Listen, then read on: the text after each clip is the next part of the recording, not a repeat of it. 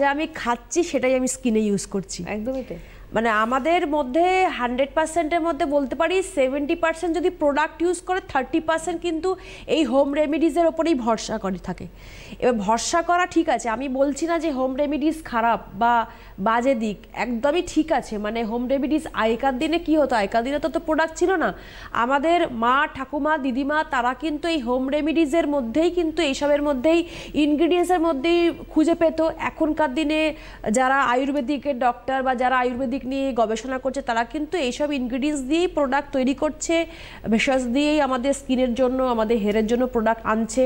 অনেক কিছু product discover হচ্ছে, ভালো ফলাফল পাচ্ছি। কিন্তু এখানে আমি যে বিষয়টা বোঝাবার চেষ্টা করছি, কারণ অনুপাত বা রেশিও বা আমার ঠিকঠাক স্কিনে স্যুট করবে কি না, বা আমি যে জিনিসটা ইউজ করছি বা খাচ্ছি, ধরুন আমি দই খাচ্ছি, আমি একটা উদাহরণ দিয়ে বলছি, আমি প্রতিদিন আমি দই খাই, আমি দই খাচ্ছি, সেই দইটাই আমি স্কিনের ট্যান রিমুভ করার জন্য মুখে ইউজ করে নিলাম, বডিতে ইউজ করে নিলাম।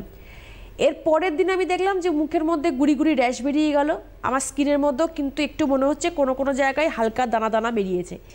তার মানে কি, যে আমি যে একটা ইনগ্রেডিয়েন্টস বা যে কোনো একটা সলিড জিনিস যদি আমি স্কিনের মধ্যে একটা সিঙ্গলভাবে ইউজ করে নিই, সেটা কিন্তু আমার স্কিনে নাও স্যুট করতে পারে। মানে আমি যেটা খাচ্ছি বলার এটা হচ্ছে, সেটা কিন্তু আমার স্কিনে উপরিভাগে নাও নিতে পারে, আমার ভিতরে নিয়ে নিল, ভেতরে নিয়ে নিল। অ্যালোভেরার জুস অনেকে আছে সকালবেলা খায় খালি পেটে, অনেক নানান রোগ থেকে বাঁচার জন্য, কিন্তু সেই অ্যালোভেরাটা আপনি গাছ থেকে কেটে সেই আঠাটা যদি আপনি স্কিনে ইউজ করে নেন, যে আপনার এটা আমি অনেক দিন ধরে ইউজ করছি, আপনি কি বলবেন আমি এই আঠাটাই লাগিয়ে খুব উপকার পেয়েছি, আমার মুখের মধ্যে অনেক সমস্যার সমাধান হয়েছে। আবার আপনি কয়েকদিন বাদে বলবেন যে আমার দাগটা কেন এসছে একটু বলতে পারবেন?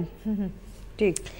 এইগুলো হচ্ছে ওয়ার্কশপে আপনারা আসছেন, ওয়ার্কশপে এসে বলেন হলুদ, যেরকম হলুদ হচ্ছে একটা এমন ইনগ্রেডিয়েন্টস যে আপনি কাঁচা খান বা আপনি রান্নায় দিন, তাহলে আপনার নানান রোগ প্রতিরোধের ক্ষমতা বাড়ায়।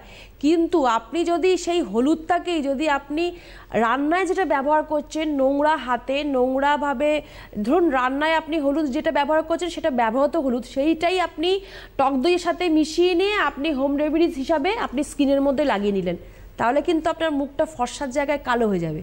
আপনি বুঝতেই পারবেন না যে হলুদের অপব্যবহার, মানে আপনি 1 চিমটের জায়গায় 2 চিমটে ইউজ করেছেন, বা আপনি হলুদ বেশি দেবেন, আপনাকে কেউ বলেছে যে বেশি করে হলুদ ইউজ কর, তার জন্য তোর চেহারা খোলতাই বা আপনার চেহারা স্কিনের একটা দারুণ উজ্জ্বলতা আসবে, আপনি সেইভাবে এগিয়ে যাচ্ছেন। আপনি কি ঠিক কাজ করছেন? করছেন না।